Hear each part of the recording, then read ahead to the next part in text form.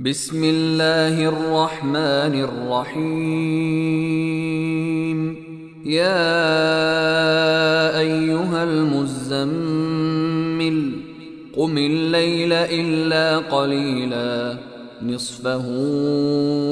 أو انقص منه قليلا أو زد عليه ورتل القرآن ترتيلا إنا سنلقي عليك قولا ثقيلا إن ناشئة الليل هي أشد وطئا وأقوم قيلا إن لك في النهار سبحا طويلا واذكر اسم ربك وتبتل إليه تبتيلا رب المشرق والمغرب لا إله إلا هو فاتخذه وكيلا واصبر على ما يقولون واهجرهم هجرا جميلا وذرني والمكذبين أولي النعمة ومهلهم قليلا إن لدينا أنكالا وجحيما وطعاما ذا غصة وعذابا أليما يوم ترجف الأرض والجبال وكانت الجبال كثيبا مهيلا إنا أرسلنا إليكم رسولا شاهدا عليكم كما أرسلنا إلى فرعون رسولا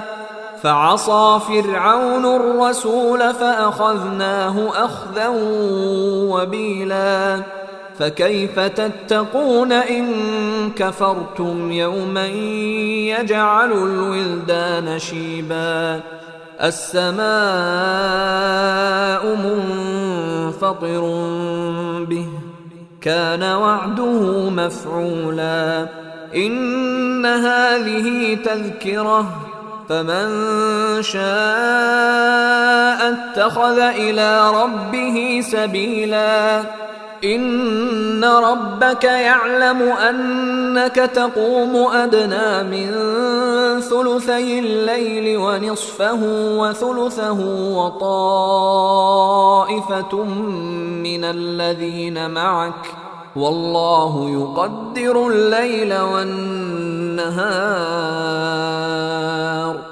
علم أن لن تحصوه فتاب عليكم فاقرؤوا ما تيسر من القرآن علم أن سيكون منكم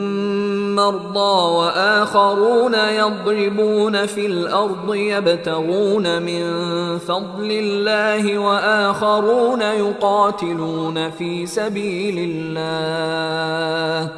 فاقرؤوا ما تيسر منه وأقيموا الصلاة وآتوا الزكاة وأقرضوا الله قرضا حسنا وما تقدموا لأنفسكم من خير تجدوه عند الله هو خيرا وأعظم أجرا واستغفروا الله إن الله غفور رحيم.